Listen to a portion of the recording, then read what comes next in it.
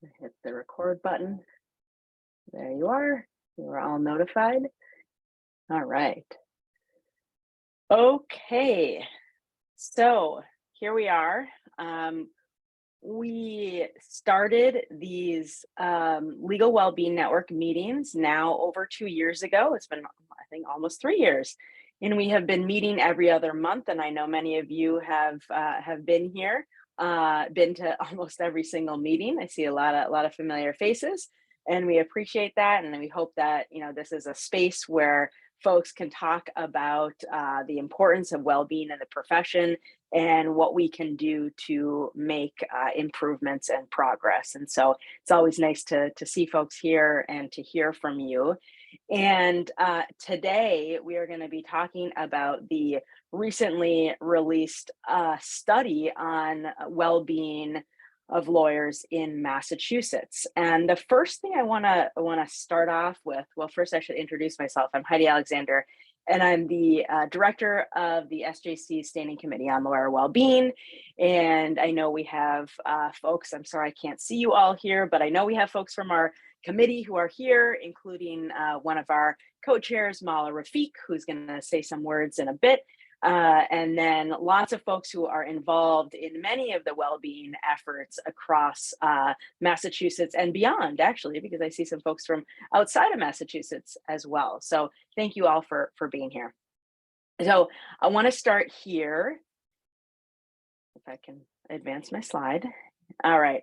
So some of you may have seen this. This was the headline of an article in the Washington Post on January 6th.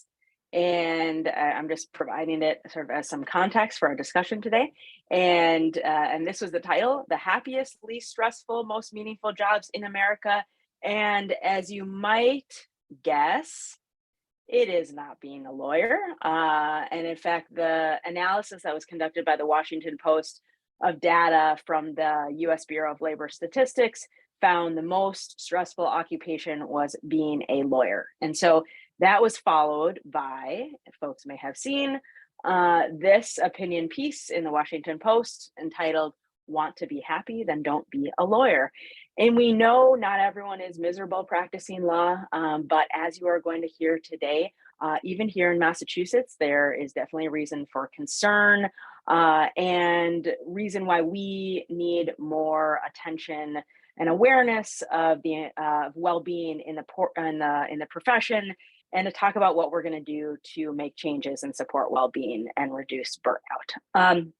So just for folks who are maybe joining for the first time, I just wanted to go back in time just briefly, just to kind of set the stage here and why we're here and why we're interested in this data.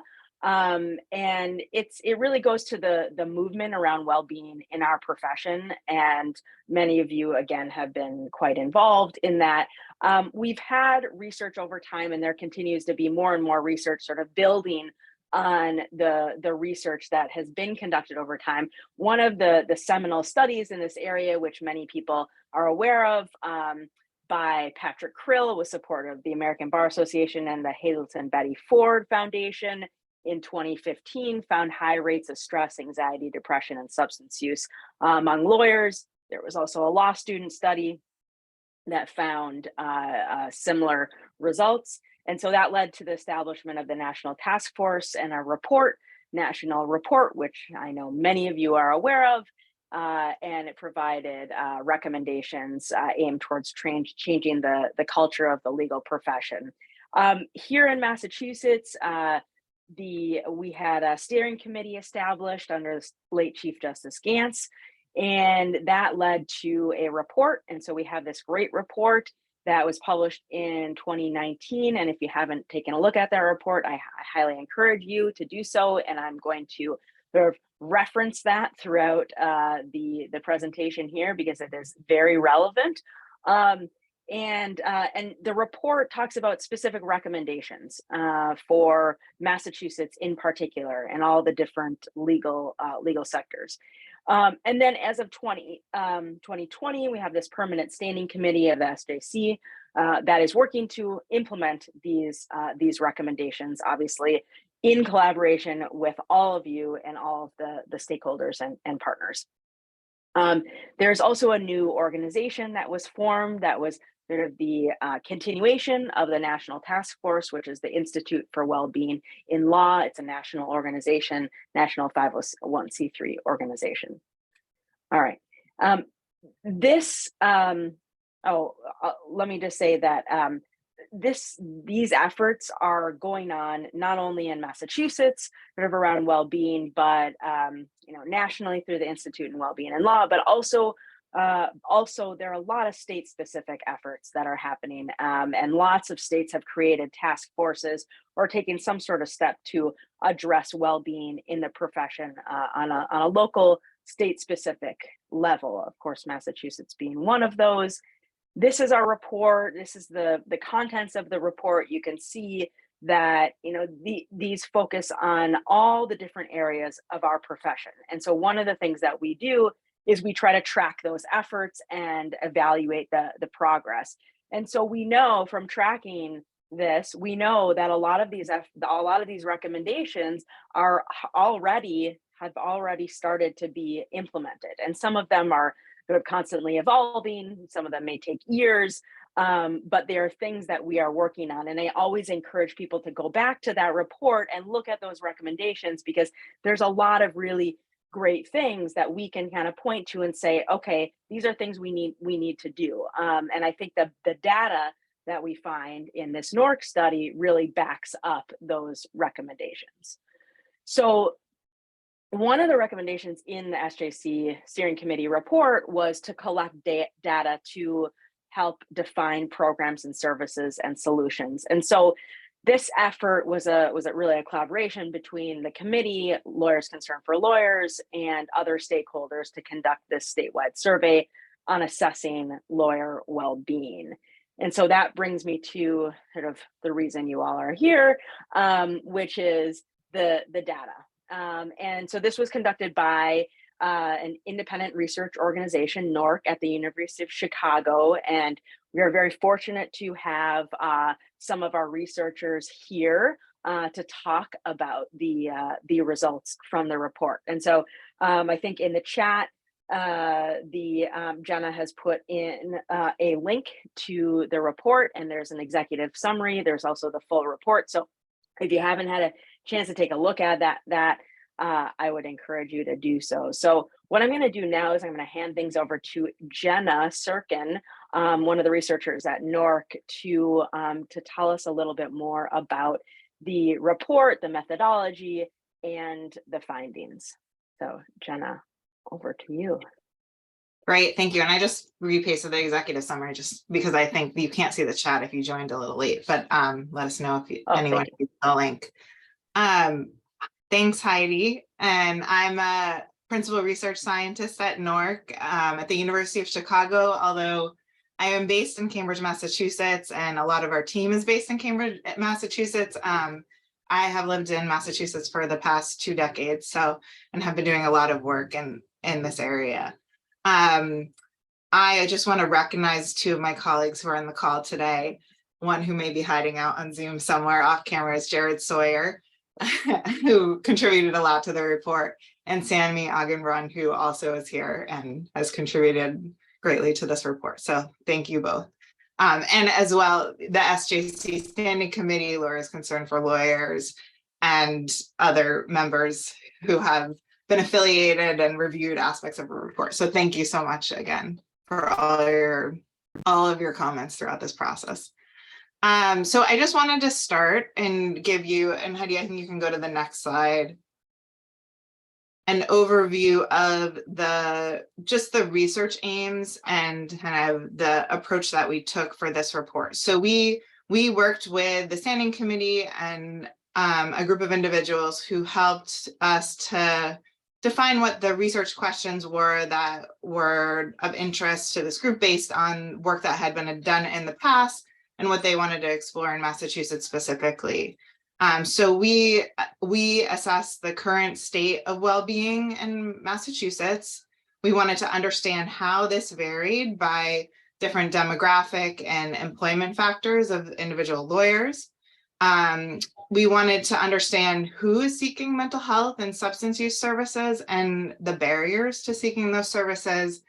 And we also started to explore some of the policies and programs that are recommended to improve Massachusetts lawyer well-being, although I think that this was kind of preliminary and the work that we've done and is certainly ongoing work of the Standing Committee and Lawyers Concerned for Lawyers and other groups in the state. And I think we can go to the next slide and I'll talk through the methods.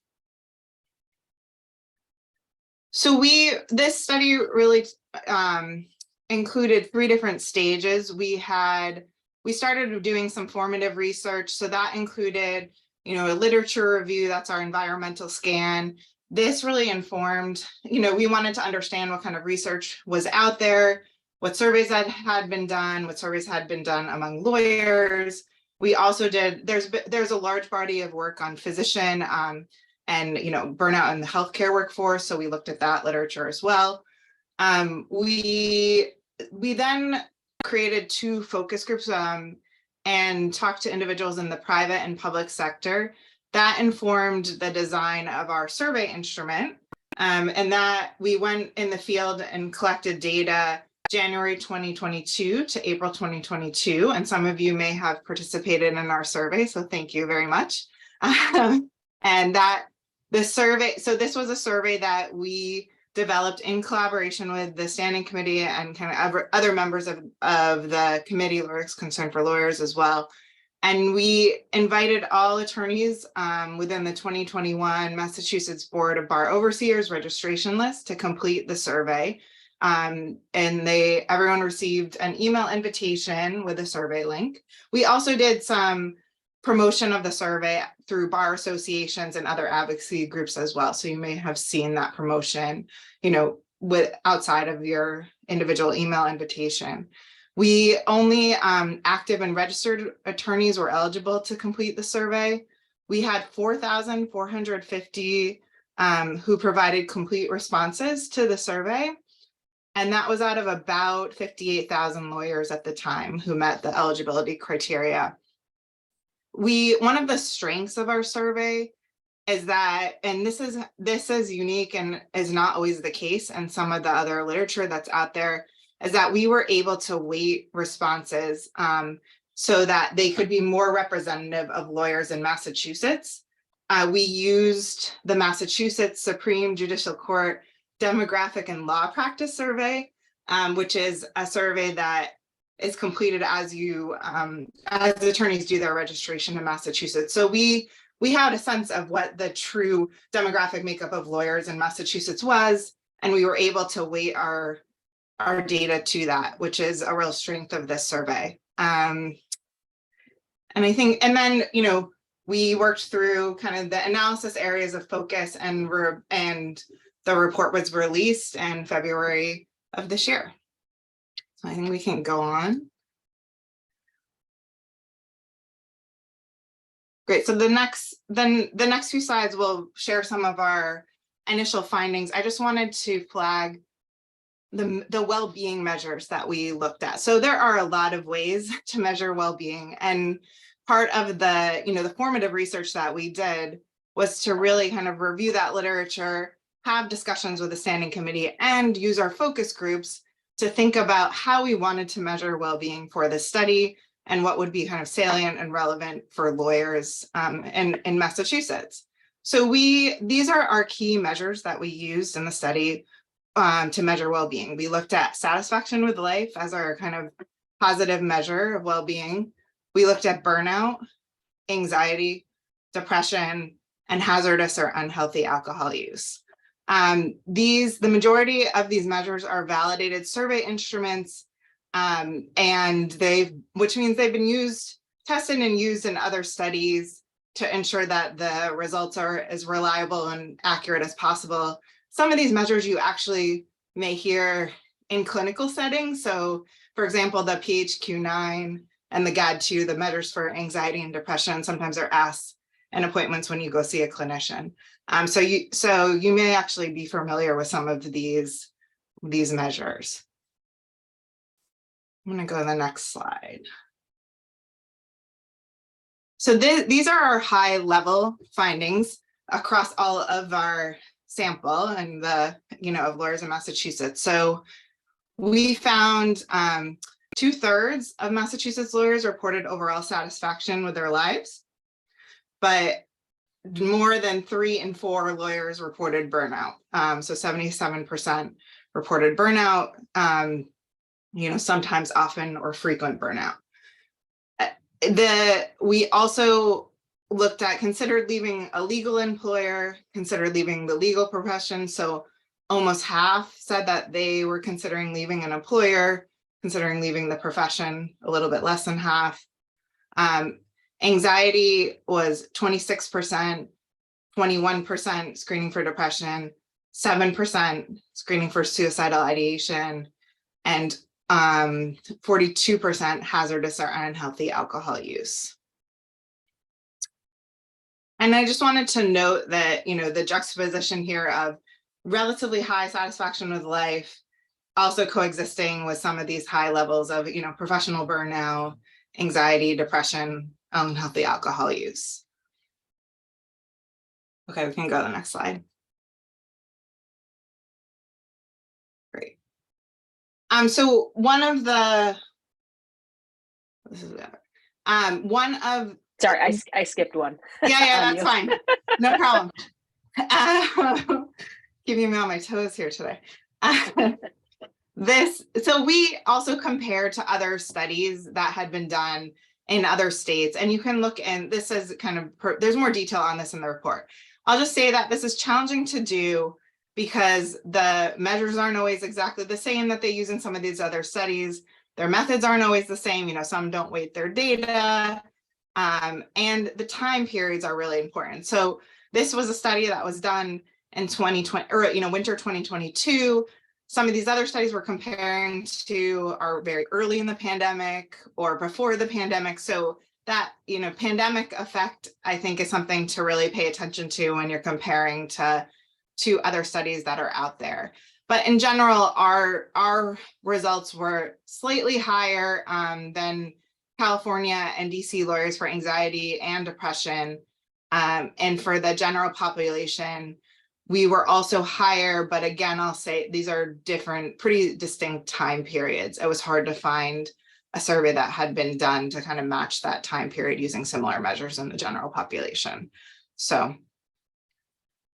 we can go to the next slide. The next few slides are on some of the demographic differences. So these are, we're just showing here kind of some of the key demographic differences that we found were significantly different between groups.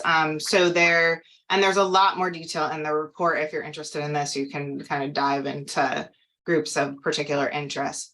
So we found higher rates of burnout, depression, and anxiety, and lower satisfaction with life. So higher rates among lawyers who are identified as female, non-heterosexual, or with a disability.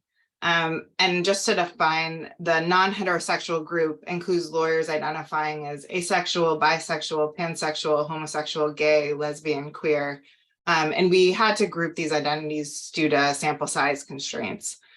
Similarly with gender identities, we didn't have enough sample and identities beyond male and female. So those were excluded from the analysis, but we recognize the importance of reporting on well-being for all gender identities and wanted to note there's more information on that in an appendix in the report. But for the statistical analyses, we needed enough sample to be able to do this comparison.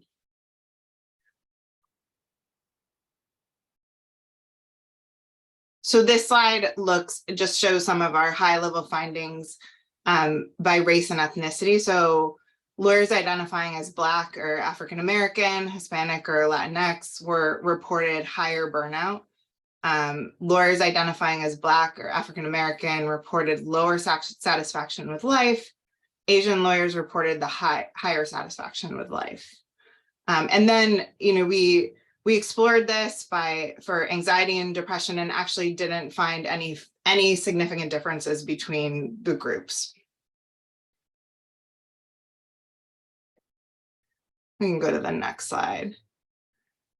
So, and this one probably is not surprising that we found higher rates of burnout, depression, and anxiety and lower satisfaction of life among lawyers who self-reported fair to poor health, diet, or physical activity.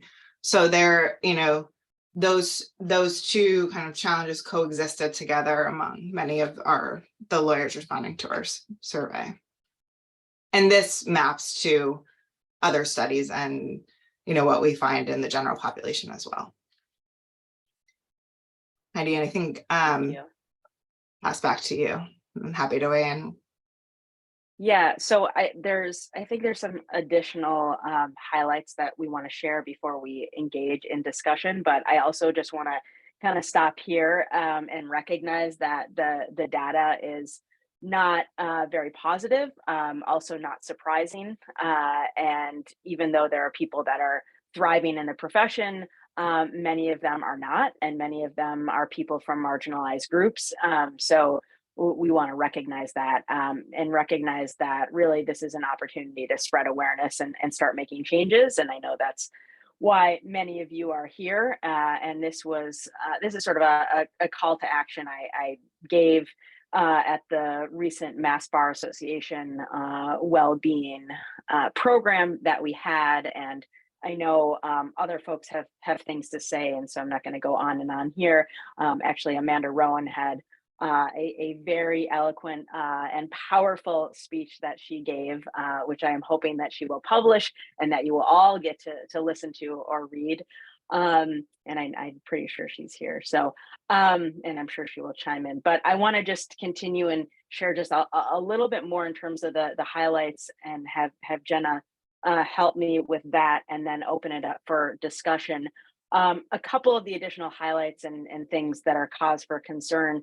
One is that lawyers who screen for mental health issues and substance use are not seeking help. And so, Jenna, do you want to explain the couple of these slides related to access to care?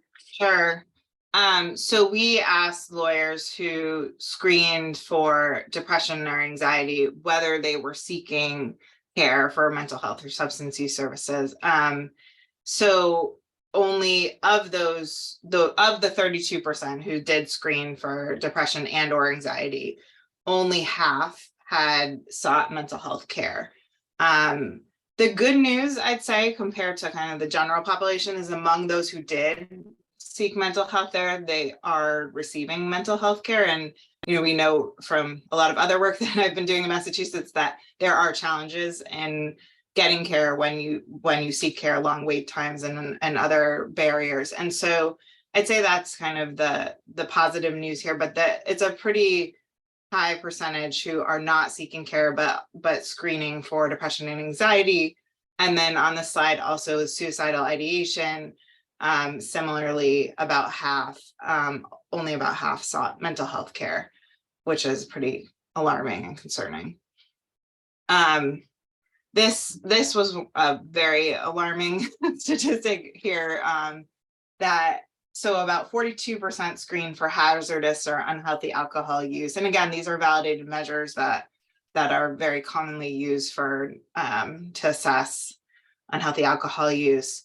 Among those who screened, 98% did not seek any substance use care or services, and only 2% had sought care. And I guess the positive news I will say among this is that of those 2% who did seek care, that 3/4 of them received substance use care.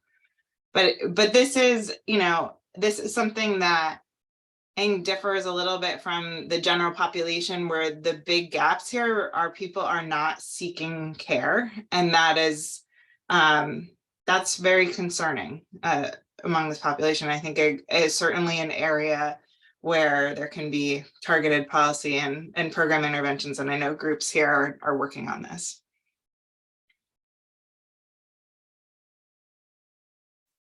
So and unhealthy alcohol use is, it continues to be a problem, particularly among certain groups of lawyers. So lawyers with higher rates of unhealthy alcohol use included the following groups. They were younger lawyers.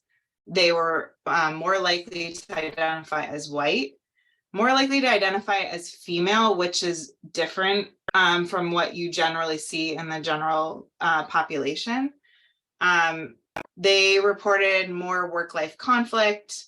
They were generally people who were working 45 or more hours a week, so people working significant hours, making more than $150,000, and did not identify as having a disability. And if you remember the slides I presented before, I think the groups who are affected by unhealthy alcohol use are slightly different. The demographic groups and those identities are slightly different than anxiety, depression, and burnout we saw.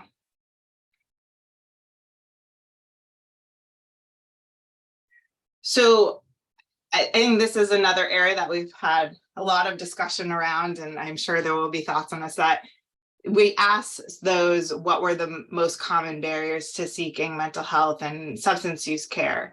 The by far most common barrier was stigma, 88%. Time was a significant barrier, 63%. Punitive concerns, and costs, about 1/3.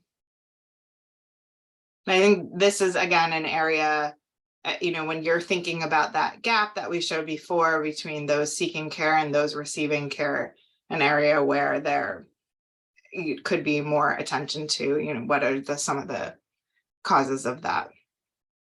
Right. And this is certainly an area that I know lots of folks here are working on. The other sort of major finding was related to bias, harassment, discrimination, and vicarious trauma.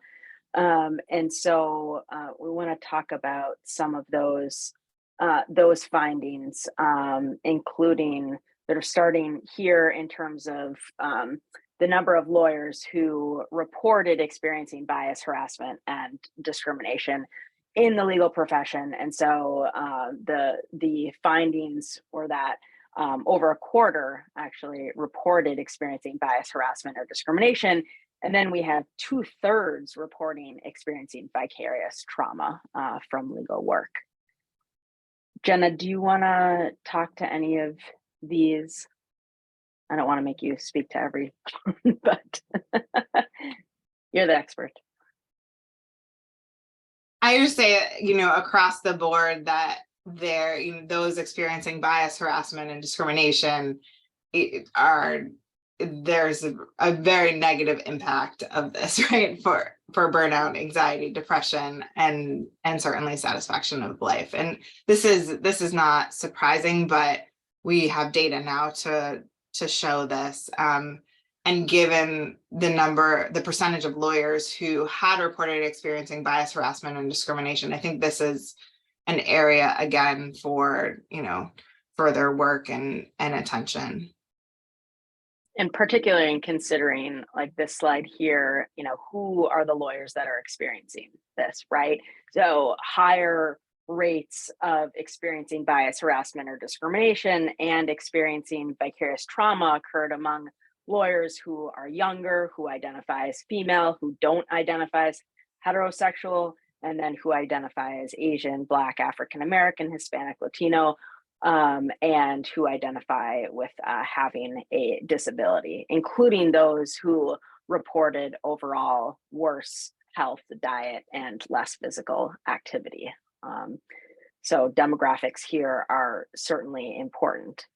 And then this, I think, is also, not something that people are going to be surprised by, but of course goes to, efforts related to improving civility and interactions, particularly in the court. And this was the finding that over 1/3 of lawyers reported that bias, harassment, or discrimination actually came from attorneys who were representing other parties or from their current places of employment. And then you see also here, they're also reporting it coming from the former places of employment and the court, which is also important, and obviously sort of goes to some of the work that we've done with the affinity bars and the affinity bar town hall report, which folks may remember, and sort of lived experiences from folks in the courtroom.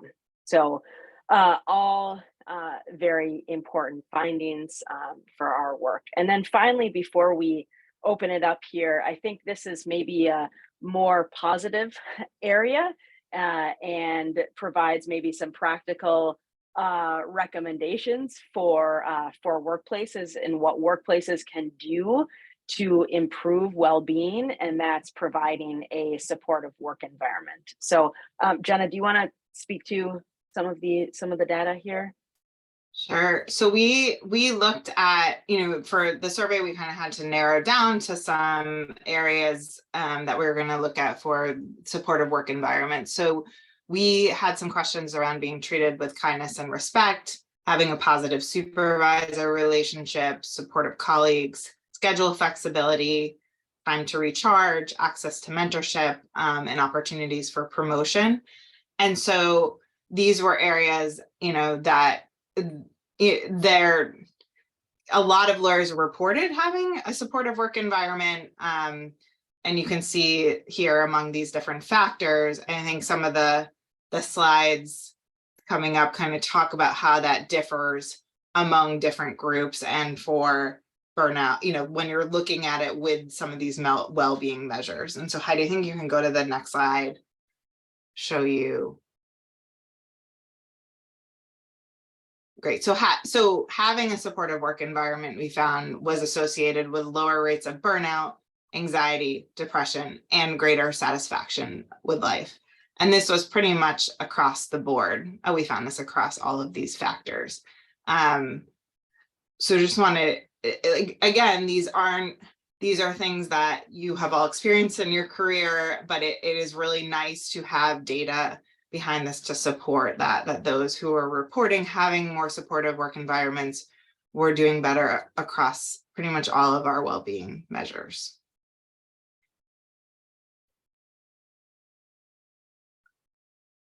And then these slides, oh, go ahead, Heidi.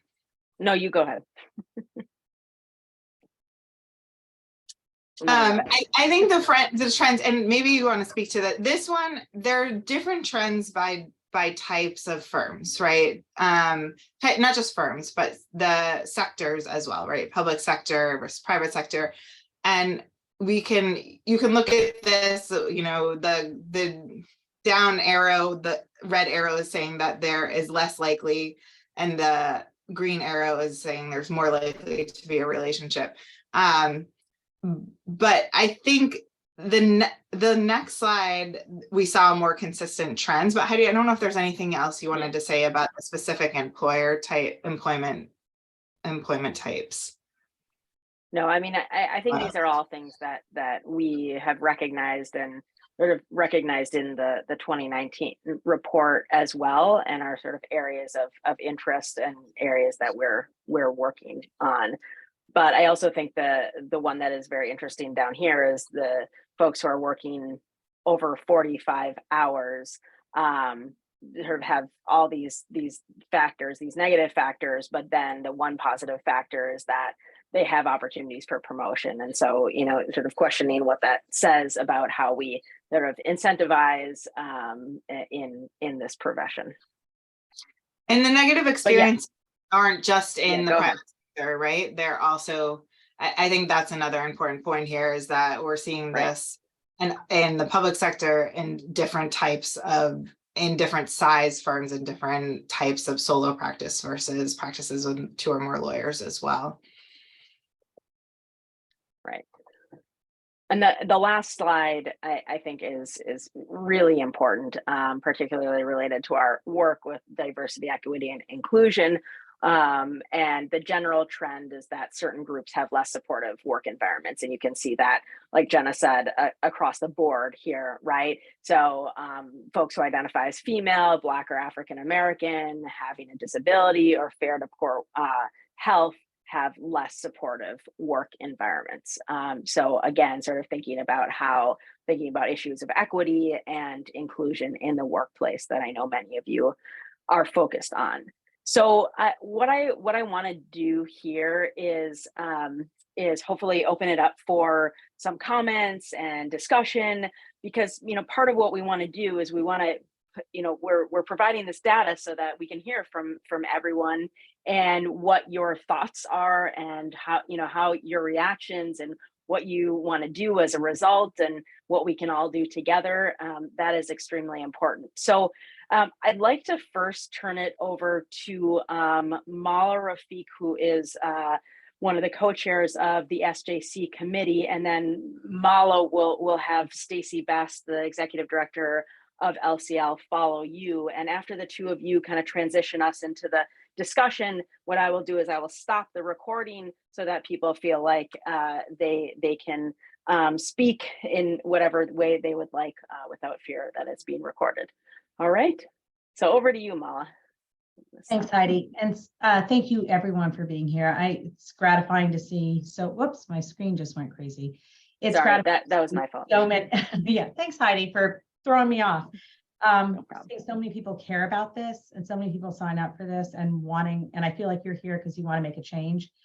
I became involved in lawyer well-being back in 2015 when I realized that I was essentially eating myself to death because I was feeding my anxiety. And that's how I was coping with the burnout, with the stress of this profession. And, I realized also that I was really quite lucky. I ran my own firm. I could make the changes internally. I could change the way we work for everybody and not just for myself, which is not to say that I'm a shining example of lawyer well-being, because I am the exact opposite. So it's do as I say, not as I do sort of world. I'm the poster child for what not to do in many ways. But I think that despite all of that, there's a lot of hope that comes out of this report, other than the fact that we're just talking about this, we're acknowledging this. I represent in my practice many lawyers who are impaired.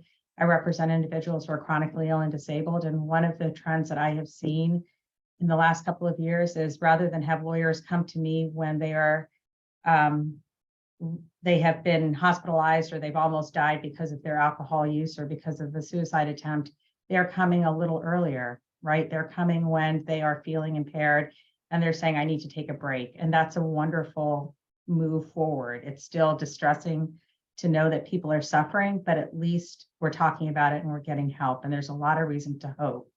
And we clearly like what we do, and we like who we do it with. We have satisfaction in our lives. And I don't see that as inconsistent at all in any ways. We do what we do because we like what we do and we like who we do it with. We just need to do it better. And so I think that, I love Stacy Best, and I'm going to turn it over to her, but I love her because she's a lot like me. We need to think about this practically. How do we make change? And it's beyond taking care of ourselves. It's beyond going to the gym and doing yoga and meditation. It is institutional change.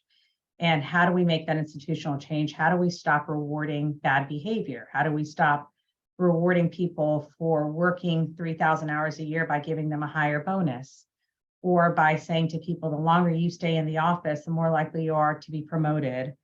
How do we normalize speaking up when we see discrimination? We need to start doing that. We need to start supporting our colleagues. We need to start saying, just not being afraid to speak up. And we also need to engage judges, because the people in power, the leaders, so that means the people who run firms, but also the judges, need to be upstanders. They need to speak up. So how do we take the next step, and how do we make practical change? And I think one of the reasons I love Stacy is that's what she focuses on, and that's what her message is. So I'm going to turn it over to you, Stacy, to hopefully tell us how to solve all these problems. Thanks, Mala. I don't know how to solve all these problems, obviously. Well, thanks. Stacy, So, one thing here is that, are you actually on camera or do you just have a screen? Oh, am I I don't know if you're sharing my meaning, screen? Am I like I sharing don't my know what, business? what's happening here. But are you trying I to be on turned, camera? no, yeah. Oh, I see Okay, myself. But I see what's supposed to be myself, but I don't even know what that is. I apologize. no, that's okay. Oh, I'm sharing I my just didn't know if camera. that was intentional. Oh, here I go. There you are. It Okay. was on some weird setting saying share camera, so maybe it was looking at the bushes. I don't. I thought you had this vision of how we were going to solve all these problems. Well, it's sort of funny because And I that saw was- the camera come on and I looked, I was like, oh, well, maybe somebody got in my spot. No, you're here. Anyway, sorry. And sorry to be taking up people's time. So, my perspective on the report and the data in terms of so the dismal nature of it is similar to what Mala said about understanding the people problem. And the people problem, we've heard a lot about strategies for individuals. We've heard a lot about strategies that leaders need to take. And they're often very concrete suggestions. One of my observations about the supportive work environment has to do with the fact that when there is a diverse environment, there is more likely to be conflict. And some of us might be tempted to believe that that's a negative thing. In my mind, what it means is that we need to take greater care of one another. We need to be more thoughtful about our interactions with one another. And so when looking at the data of those who don't feel supported, some of that is internal, but some of it is external. And so one of the things that I think we hope to look at is how can we reduce the friction in terms of that internal external push pull. In other words, if we just take our common experience, if somebody comes to you and they are saying something to you that feels like an allegation, that causes you stress and tension. And they may not be intending it to be an allegation. They're intending to tell you what they think and what they feel. And so in the position of leaders and judges, they are under all sorts of pressures and stresses like each of us. And one of the things that I think we need to work on is how to help them cope so that they can respond more positively and appropriately to the circumstances and the people that they're dealing with. When I was talking about this at the MBA meeting, there are some sociological studies that talk about how people interact when they feel threatened based on their identity and a stereotype. And those stereotypes don't have to be about race. They don't have to be about gender. They could be about what it is to be a boss. They can be about sort of any group or identity to which we belong. And so it is that sort of push-pull that in a given communication, both people can be feeling stress that causes that communication to feel less supportive, that causes the environment to feel less supportive. And one of the comments that came through during that session was one of the best things that I guess agencies and whatnot can do for employees is have well-trained managers and leaders. And I take that to mean, and I think it's actually a very good suggestion, because a lot of people who end up in leadership roles are actually better managers and administrators than they are leaders because they haven't received training on how to be a leader. And so I think that's one of the things that we can be working on. And then the other thing is to help people appreciate that just because someone is in a leadership or managerial role doesn't mean they aren't in a position of stress in responding to you in their stress. And so how can we take a step back from that, name it, identify it, and address it respectfully so that we can move on and move past.